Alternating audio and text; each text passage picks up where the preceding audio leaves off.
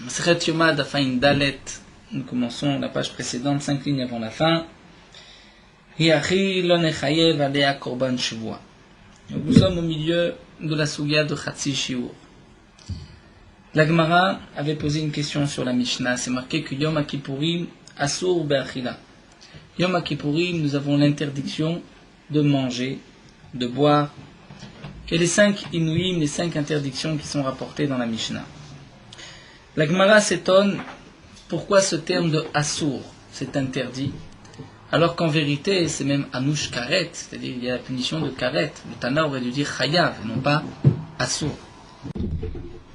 Et la Gemara a répondu qu'en vérité le Tana vient interdire même chatzi shiur, même moins que la quantité, même si on a consommé moins que la quantité que la Torah punit par karet. C'est-à-dire, comme nous l'avons vu à la fin de la Mishnah, le shiur de Yom HaKippurim, l'interdiction de consommer, c'est pas un kazaït, comme généralement pour toute achila interdite, chelev, dam, des graisses interdites, le sang, pigoul, notar, c'est toujours un kazaït. De même que l'obligation de manger de la matzah le soir de Pessah, c'est un kazaït, puisque c'est marqué achila. Yom HaKippurim, ce n'est pas marqué achila, c'est marqué inouï, donc se faire souffrir. Les chachamim ont évalué que le inouï, c'est lorsque on ne mange pas le volume d'une date avec son noyau d'une grosse date. Donc si quelqu'un mange une date, il est chayav karet, étant donné qu'il a consommé le shiur interdit.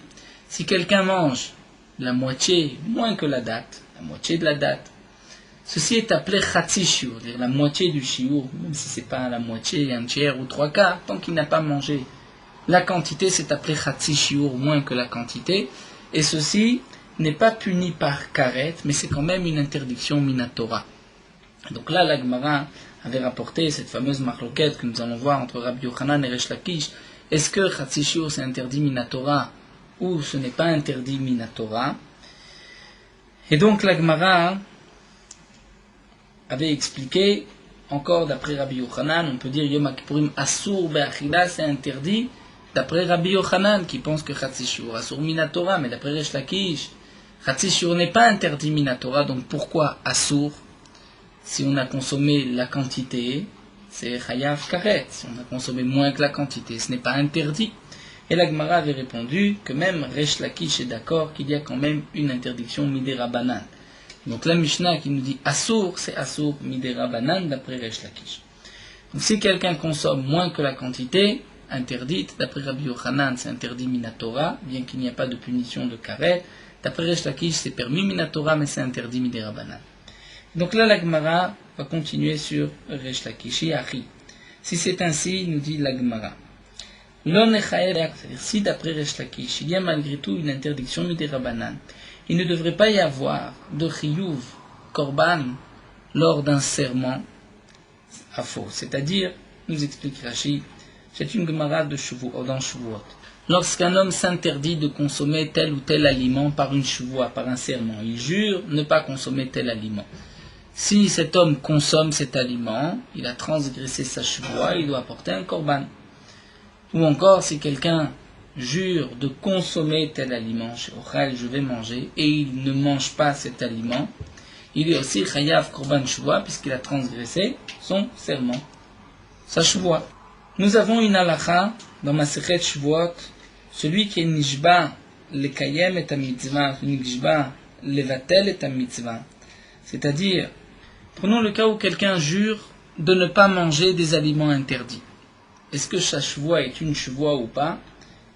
La Gemara nous dit que non dans Shavuot. Pourquoi? Puisque c'est nishba lekayem et mitzvah. C'est-à-dire, il jure d'accomplir une mitzvah.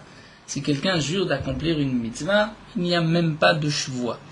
Donc quel va être le din si cet homme transgresse? S'il jure de ne pas manger de nevela, si cet homme mange une nevela, il n'a pas transgressé sa shuvua, il a juste transgressé l'interdiction de nevela. Pourquoi? Puisque l'interdiction de manger une nevela, c'est de toutes les manières interdit par la Torah, donc le serment, la shuvua, ne peut pas s'appliquer dans ce cas-là. Donc là, la question de la Gemara est la suivante. Si vraiment d'après Resh Lakish, lorsque quelqu'un va consommer moins que ce que la Torah interdit, c'est aussi interdit, au moins midera banan.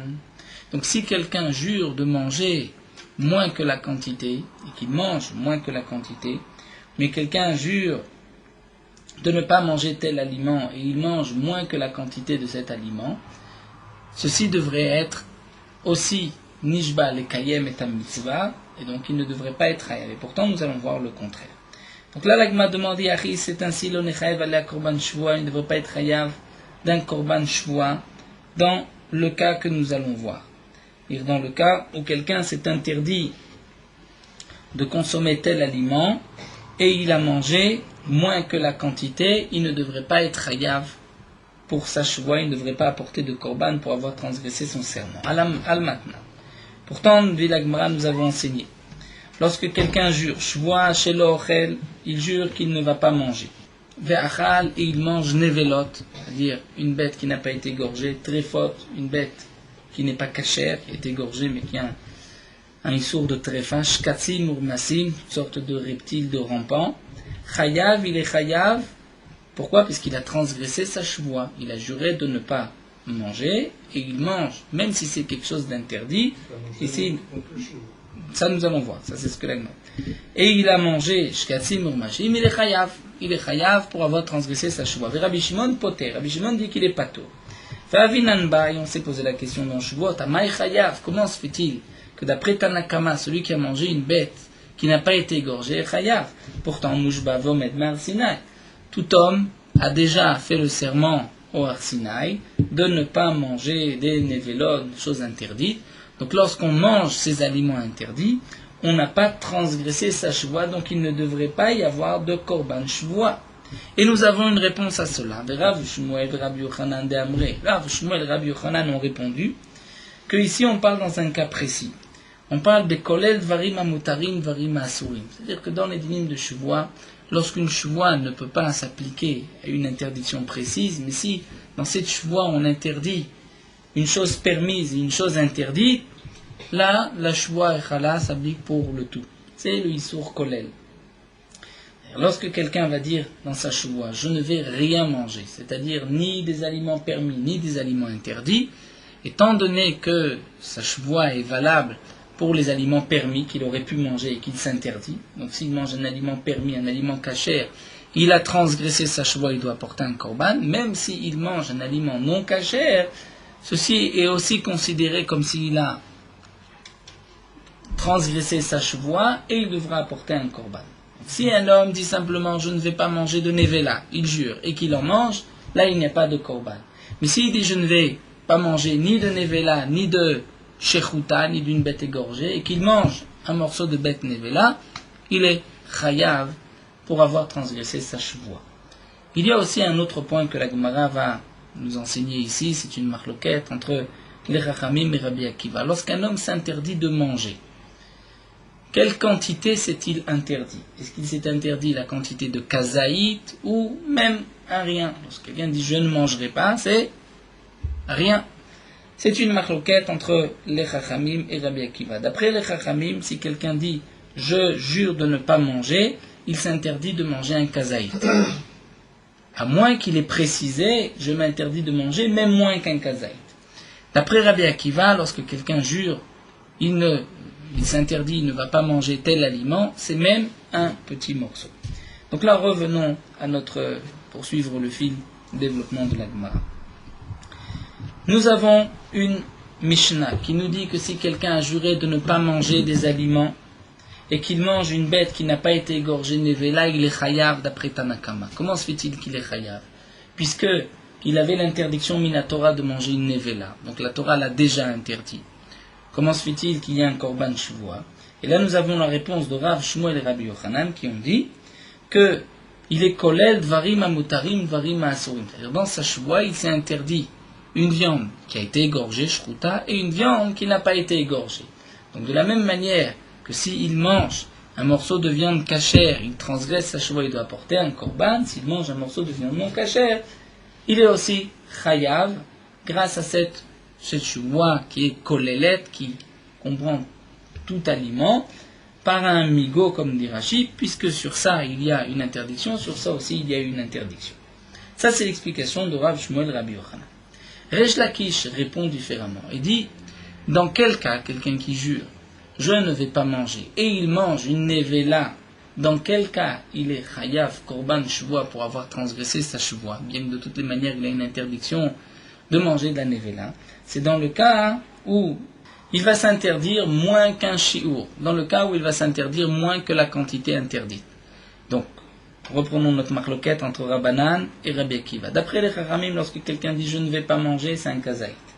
Donc dans le cas où il va préciser je m'interdis de manger même moins qu'un kazaït.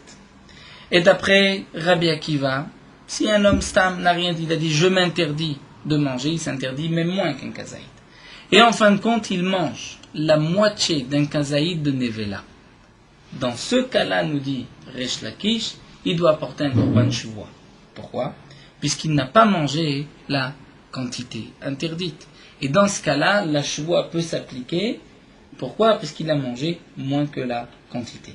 Et donc là, la question de la Gemara, c'est que, d'après Resh Lakish, Chatzi Shiur, il y a quand même une interdiction midera banan. S'il y a une interdiction midera banan, Rashi nous rapporte que pour toute interdiction midera banan, c'est aussi le lave de l'otasour. La Torah nous dit, tu ne devras pas te détourner, dévier de ce que les Chachamim t'ont ordonné.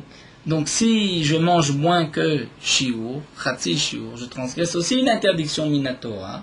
Et donc si c'est ainsi, il ne devrait pas y avoir de shvoua, de korban shvoua. Et donc, comment se fait-il que d'après Resh Lakish, c'est ainsi que Resh Lakish explique Tanakama, que Chayav, c'est-à-dire Chayav un korban shvoua parce qu'il a mangé moins que Chatzi Shiur. Ça c'est la question de l'Agma. Donc dans les mots, Resh Lakish répond, dans quel cas il est Chayav korban shvoua pour avoir mangé de la nevela? C'est seulement dans le cas où au moment de sa shvoua il a précisé je m'interdis de manger même la moitié du shiur. D'après les chachamim que s'il ne précise pas c'est le shiur. Donc là il précise même moins qu'un shiur. Bistam ou bien même sans préciser d'après Rabbi Akiva, lorsque d'après Rabbi Akiva il va dire je m'interdis bistam, je m'interdis de manger c'est même chatzi shiur, même moins que la quantité. Donc si cet homme-là va manger ensuite une nevela, même moins que le shiur d'une nevela, eh bien, il est chayav korban shvoua. Pourquoi ? Parce qu'il n'y a pas d'interdiction minatora. Et donc là, la question de la Gemara, c'est que d'après Resh Lakish, il y a de toutes les manières une interdiction midirabanan. Alors la Gemara va nous dire, mais peut-être, vechitema, kevan ditle terminatora, kachayel, korban shvoua. Dit la Gemara, mais peut-être, c'est vrai qu'il y a une interdiction midirabanan, mais ce n'est pas suffisant pour ne pas qu'il y ait de shvoua. C'est seulement lorsque il y a une interdiction minatora, le jure n'est pas chayav. Mais s'il n'y a qu'une interdiction midirabanan, puisque c'est permis minatora, peut-être que s'il jure, il est chayav. La Gemara va rapporter une autre bata. Batnan, c'est marqué dans la Mishnah, shvoua taïdout, et nanoeget laburim laïd. Nous avons aussi une shvoua taïdout. Le din de shvoua taïdout, c'est quelqu'un qui a vu, qui peut témoigner et qui ne va pas témoigner. Je le fais jurer. Je dis, Mashbia ni alechem, sur 2 témoins, que vous pouvez témoigner en ma faveur et vous ne venez pas témoigner. Donc eux ont répondu Amen, dans ce cas-là, ou bien eux ont juré qu'ils ne savent pas, qu'ils ne peuvent pas témoigner sur le problème posé, et qu'en fin de compte, ils avaient vu, ils savaient, ils auraient pu témoigner. Quel est le din ? Ils sont aussi chayav d'un korban. C'est ce qu'on va appeler shvuat haïdout. Jusqu'à présent, nous avons vu shvuat bitouille, c'est-à-dire qu'il a fait un serment, il s'est interdit et il a mangé, ou il a juré de manger, il n'a pas mangé. Ça, c'est shvuat haïdout. Et c'est marqué que shvuat haïdout ena noeget la beruim laïd. C'est seulement si quelqu'un peut témoigner et qu'il a juré qu'il ne sait pas, c'est dans ce cas-là qu'il est chayav korban. Va vinan on se pose la question les maotémaï. Qu'est-ce que cela veut exclure ? Rav Papa amar les maotémelech. Rav Papa dit c'est pour exclure le roi, puisqu'il y a une halakha dans Sanhedrin que le roi ne peut pas témoigner. Par respect au roi, le roi ne va pas témoigner. Donc si le roi a juré qu'il ne sait pas, il n'est pas chayav d'un korban shvoua. Pourquoi ? Puisque de toutes les manières, il ne peut pas témoigner. Et Rav Achabar Yaakov nous dit les maotémesachek bekouvia, on vient même exclure celui qui joue avec des petits os, des ossements comme sorte des jeux de dés, où là aussi il n'est pas sous l'aïdout, il ne peut pas témoigner. Eh bien dans ce cas-là, s'il a juré qu'il ne sait pas, et que lui de toutes les manières ne peut pas témoigner, il est pas tour du korban. Et donc là, la Gemara dit, Mesachek Bekuvia Midoraita Mirzechaze. Le Mesachek Bekuvia, celui qui joue au dé, aux cartes, toutes ces sortes de jeux où un homme est pas soul laïdout. Minatora Mirzechaze, il peut témoigner. Verabanan, on dépasse tout sur les Chachamim qui l'ont interdit, qui l'ont rendu pas soul, qui l'empêchent de témoigner. Et on voit, que sur cet homme-là, il n'y a pas de chevoie, c'est-à-dire il n'y a pas de korban pour avoir juré qu'il ne sait pas. Pourquoi? Puisque de toutes les manières, il ne peut pas témoigner. Donc on voit que même si Minatora, il peut témoigner, mais étant donné que Midi Rabbanan, il ne peut pas témoigner, il n'est pas tour. Donc on voit que même lorsqu'il y a une interdiction Midi Rabbanan et que c'est permis Minatora, la chevoie n'est pas chal. Donc on devrait dire la même chose, on revient à Resh Lakish, comment se fait-il s'il a mangé Chatzi Shiur, il est chayav d'après Tanakama, puisque Chatzi Shiur c'est quand même un saut Midei Rabbanan.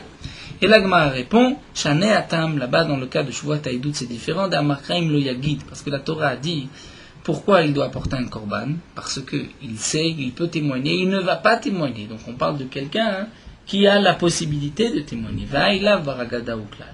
Et lui, il ne peut pas témoigner. Il ne peut pas témoigner. Pourquoi? Puisque les Chachamim l'ont rendu pasoul. C'est vrai que Minatora, il peut témoigner, mais puisque les Maaseh, s'il va au Bédin, on ne l'acceptera pas. Donc c'est quelqu'un qui est Lav Bar Agada, il ne peut pas témoigner. Et là, c'est sûr. Pardon? Pourquoi il ne peut pas témoigner? Qu'elle le dit le Mesachek Bekuvia. C'est pourquoi? Non. Je ne voulais pas rentrer dans les détails. Tu joues au casino. Le din de Mesachek Bekuvia, c'est une Gemara dans Masechet Rosh Hashanah. Il y a deux explications. Est-ce qu'il est chayav parce que Asmarta Lokania, c'est-à-dire comme c'est des sortes de paris, celui qui perd, qui a mis son argent en vérité, était sûr de gagner, et donc il ne donne pas son argent pour perdre. Une sorte, puisqu'il y a une halakha que Asmarta Lokania, c'est-à-dire par ce simple pari, l'autre ne gagne pas cet argent, donc c'est du vol. Si c'est du vol, c'est un voleur, il est pasoul Midei Rabbanan. Minatora, le voleur, c'est seulement celui qui vole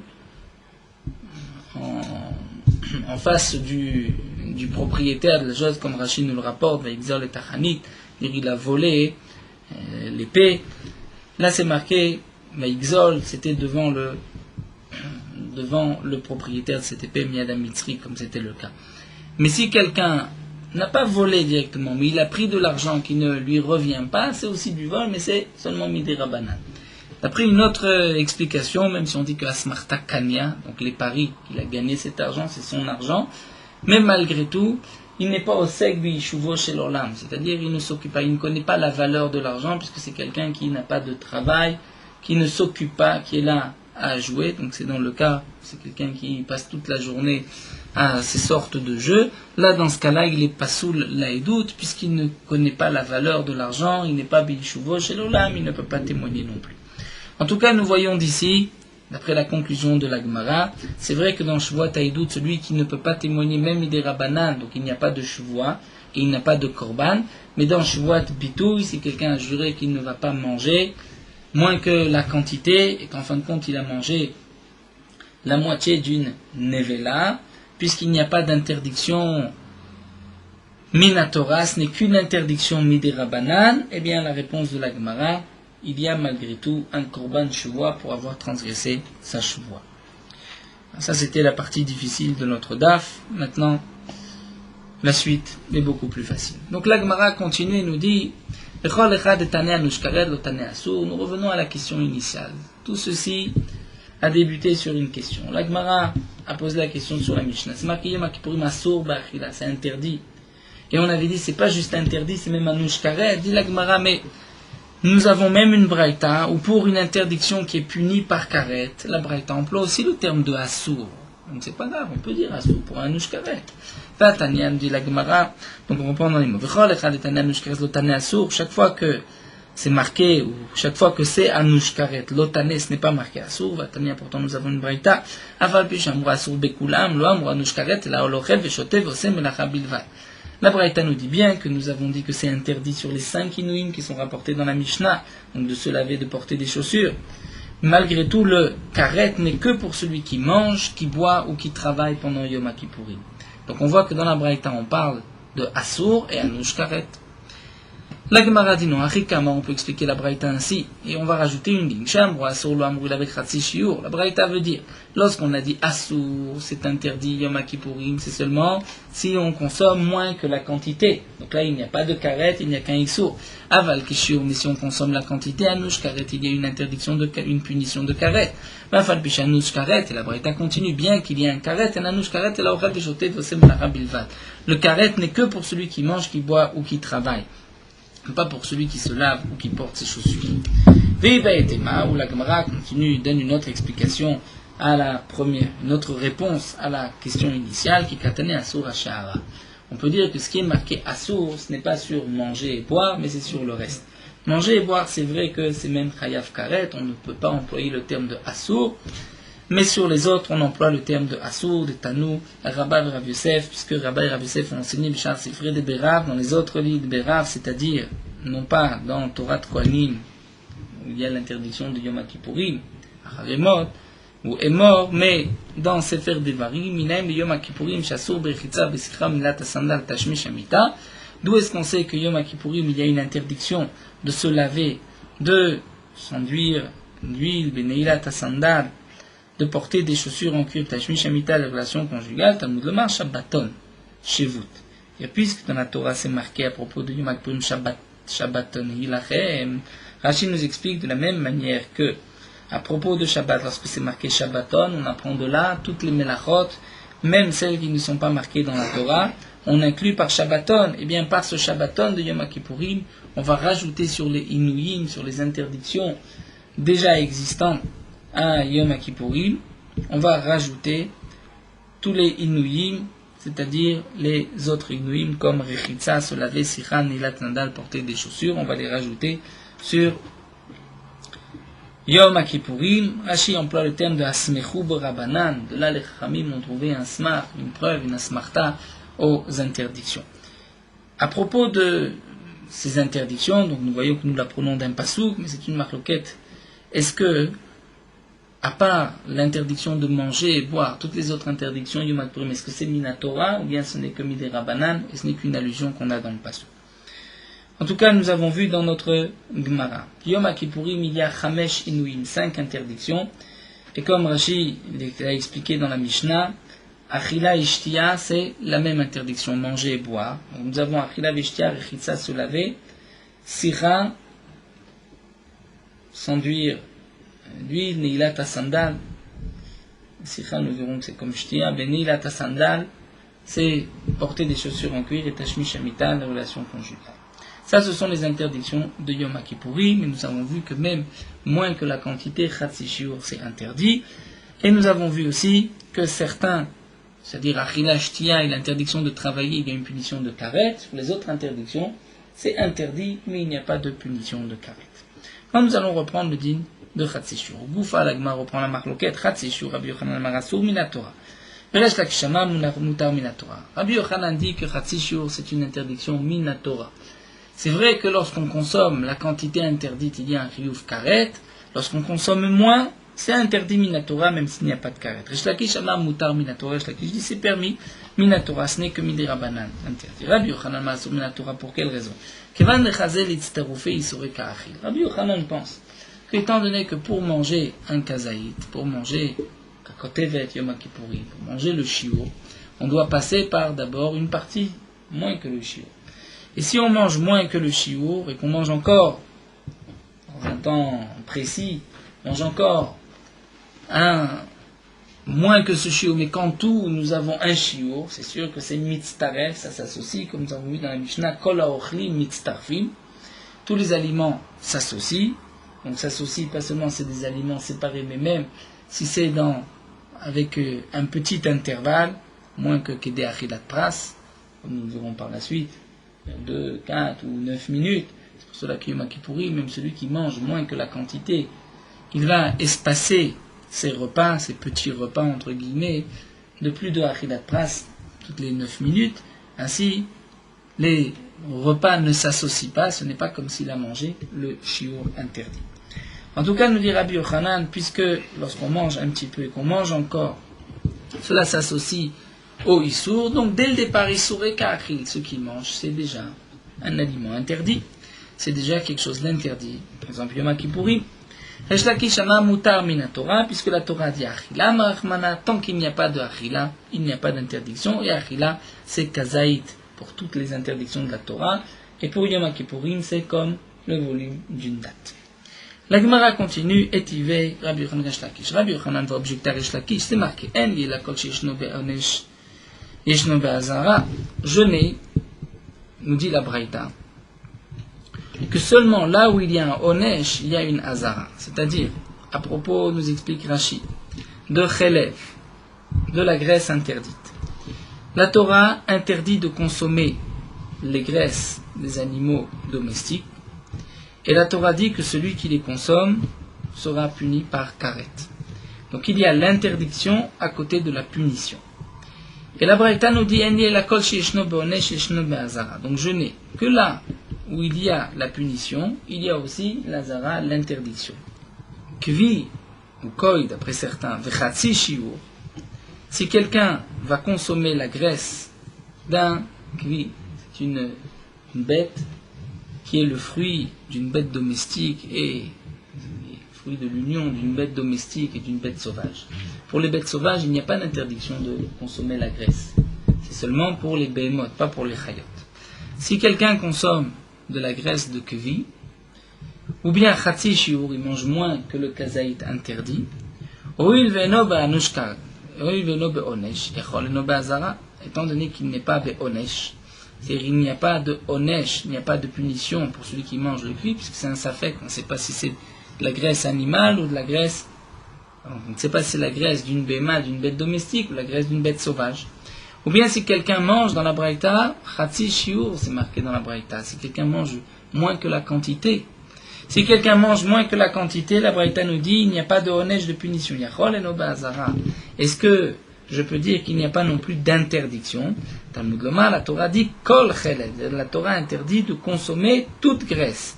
Toute graisse, c'est-à-dire même un petit morceau, ou même la viande, la graisse, ou même la graisse du kvi.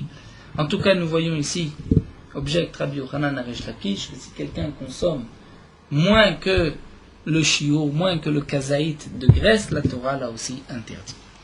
Resh Lakish répond, c'est pas une preuve, midera banan, ce n'est qu'une interdiction midera banan, vekra asmarta be'alma. Et le passou qu'on a rapporté, c'est juste une allusion. Achina même istavra, c'est même logique, nous dit Resh Lakish, parce que des isal katatar de Horaïta, si tu dis que de ce passou qu'on apprend l'interdiction de la Torah, on ne comprendra pas le kvi. Étant donné que le kvi c'est un safek, donc la Torah ne vient pas interdire un safek. Kvi sfeka ou la tui sfeka, est-ce que j'ai besoin d'un passou pour dire c'est interdit de consommer la graisse d'un safek, d'un doute? Si c'est une bête sauvage, c'est permis. Si c'est une bête domestique, c'est interdit.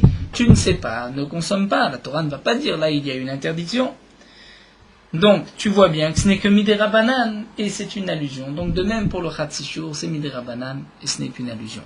Et là, la Gemara dit, Mishuma, si ce n'est là, si ce n'est que ça ta question, ce n'est pas une question. Pourquoi? À savoir, on peut répondre que kvi bria bifnei atzmai, c'est une marloquette. Parmi les Tanaïm, est-ce que kvi c'est un safek? Est-ce que c'est un doute? Est-ce que c'est une bête sauvage, une bête domestique? Ou bien le kvi c'est une créature en soi? Bria bifnei atzmai, ce n'est pas un safek. C'est une créature qui n'est ni chaya, ni bema, et donc j'ai besoin d'un pasouk spécialement pour interdire la graisse du kvi. Donc la Gemara n'apporte pas ici, la Gemara a refuté la preuve du kvi. Donc le kvi on peut dire que c'est interdit midera banan, donc chatsi shiur, ou bien comme l'explique Rabbi Yochanan, c'est interdit minatora, le pasuk l'a inclus dans l'interdiction minatora, ou bien ce n'est interdit que midera banan et le pasuk n'est qu'une allusion. Et la Gemara termine avec une preuve que kvi, c'est, on peut dire aussi que c'est beria bifnei atzmo, une créature en soi, comme d'Amar Avidi Baravin, de l'autre Machis, tu dis pas ainsi, Hadamar Avidi Baravin, ce que Avidi Baravin a dit, Afkol et tout yekvi, à propos du sang interdit. Rashi nous rapporte une Gemara dans Kritout, marqué Koldam lotochelu. Tout sang vous est interdit, la ov et la bema, les oiseaux, le sang des oiseaux, le sang des bêtes, et le sang des chayot, des bêtes sauvages, est aussi interdit. Et le kol, qui est marqué dans la Torah, kol d'âme, vient inclure même le kvi. Même son sang est interdit. La Gemara dit kvi se fait kaou. Le kvi n'est-il pas un safek? Si c'est un safek, c'est un doute. Et que de toutes les manières, qu'il soit bête domestique, il est interdit. Qu'il soit bête sauvage, c'est interdit. Donc il s'est les rébouillés se fait ka. Est-ce que le passouk vient inclure même un safek? Elle a beria shane, achanam beria shane. Donc tu vas être obligé de dire que le kvi, c'est une créature en soi, et c'est pour cela que j'ai besoin d'un passouk. Donc de même, on dira, à propos des graisses interdites, que le kvi, c'est une beria en soi, et donc j'ai besoin d'un passouk, mais c'est interdit minatoire. Donc là, nous n'avons pas une véritable preuve contre Resh Lakish. Nous restons avec notre marloquette entre Rabbi Yochanan et Resh Lakish. Est-ce que Chatzi Shiur asur minatora, ou bien c'est permis minatora, et ce n'est interdit que midei Rabbanan. Dans la Gemara poursuit avec une braïta, une longue braïta, qui va définir exactement les interdictions de Yom Kippourim. Tano Rabbanan, nous avons une braïta, Te'anu et nafshotechem. Le pasuk dit, Yom Kippourim, on doit faire souffrir son âme, opprimer son âme. Qu'est-ce que cela signifie? La braïta pose la question suivante. Peut-être que la Torah nous ordonne d'aller s'asseoir au soleil, et donc de se faire souffrir. Ou bien, d'aller s'asseoir à l'ombre, d'avoir froid, et ainsi passer Yom Kippourim. Est-ce qu'on doit aller au soleil, ou à l'ombre, au froid, et souffrir ainsi? C'est ça le inouï de Yom Kippourim. Talmud Lomar, le pasuk a dit V'chol melacha lo ta'asu.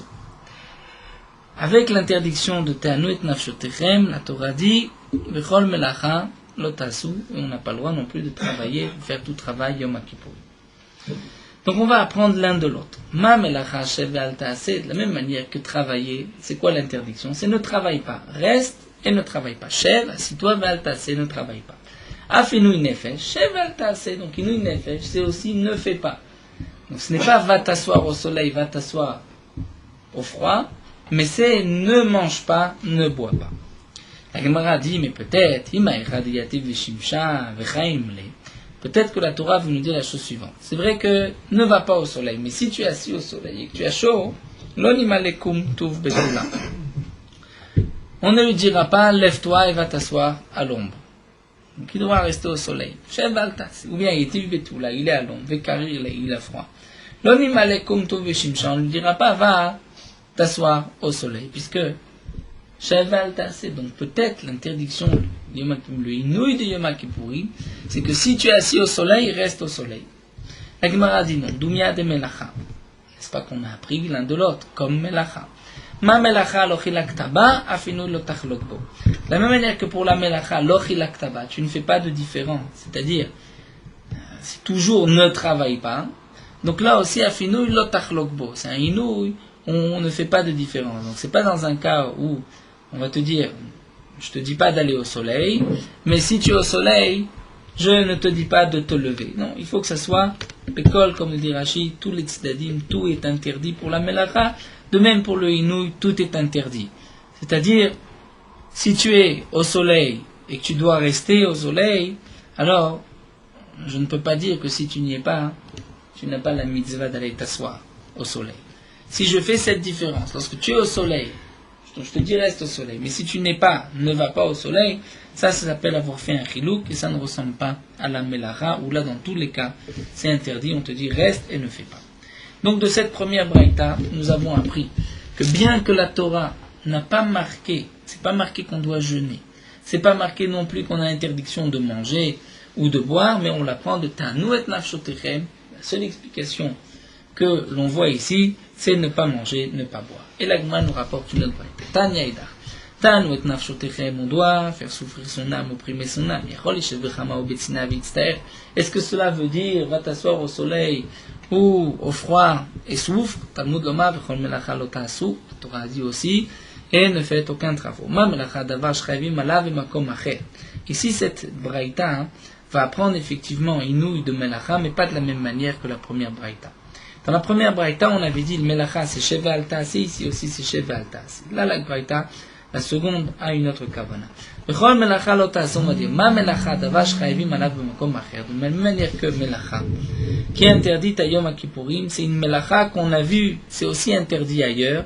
Il y a aussi une punition ailleurs de karet, c'est par exemple Shabbat. Si quelqu'un travaille Shabbat, il peut aussi chayav mita.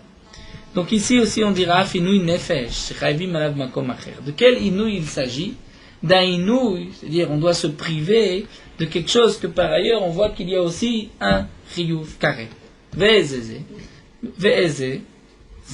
de quoi il s'agit? C'est pigoul venotar. Nous savons que consommer un morceau de pigoul, un korban pasoul ou notar, un korban qui a passé le temps, il y a un chiyuv karet.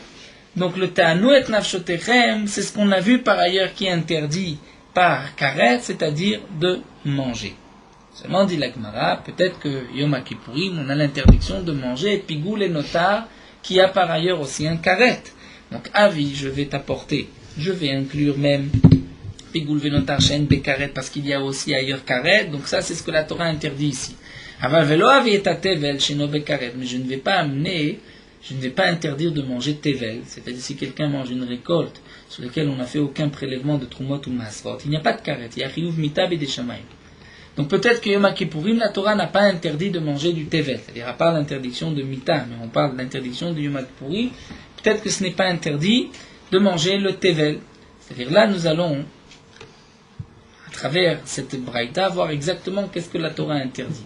Donc, à nous, on doit se faire souffrir. C'est quoi se faire souffrir? C'est ce qu'on a vu qui, par ailleurs, est aussi puni par karet.